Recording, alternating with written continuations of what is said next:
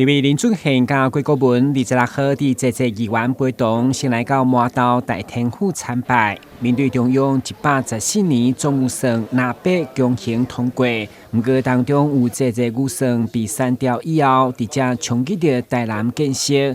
其中以文化部打算要佇首府大學成立聯合典藏中心的1億轉型經費，就被全部刪除。加上新溪北大橋等交通甲生活圈道路超過4億嘛被刪掉，所以上午兩位立委聯合議員直接向在地鄉親報告，嘛替麻豆人表達憤怒。王文說：“這怎麼可以凍結？這應該刪除。”啊，叫一個大家嚟一口就分。啊，伊講話講啊，北部其他的所在有，啊，北部其他的所在有，就是無夠應該帶來南部食嘛。啊，難道北部有，南部就袂當有嗎？這實在有夠奇怪。啊，嘛是這條有個生態條呢，我來報告，新華寬的道路又開4億。我們要嚴厲的譴責抗議，國民黨亂砍台南，尤其麻豆的預算。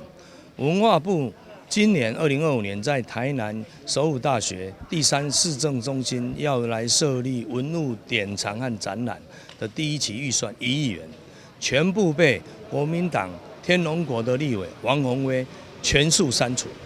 那台南的立委國民黨的謝龍介竟然贊成，國民黨提案凍結南科的業務費，謝龍介也贊成。國民黨提案凍結生活圈道路，這可能會影響到我們未來嘉義甲麻豆的一寡道路的開闢。謝龍介也贊成。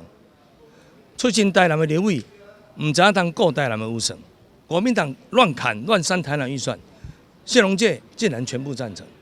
立委林俊憲表示，面對總預算被刪除、被凍結，影響台南權益的部分，後續也親自到各地聯合凍結立委調開說明，嘛證出號召鄉親罷免無負責任的國民黨籍立委。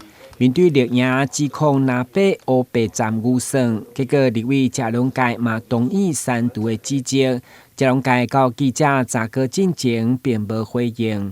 但新聞管制採訪報道。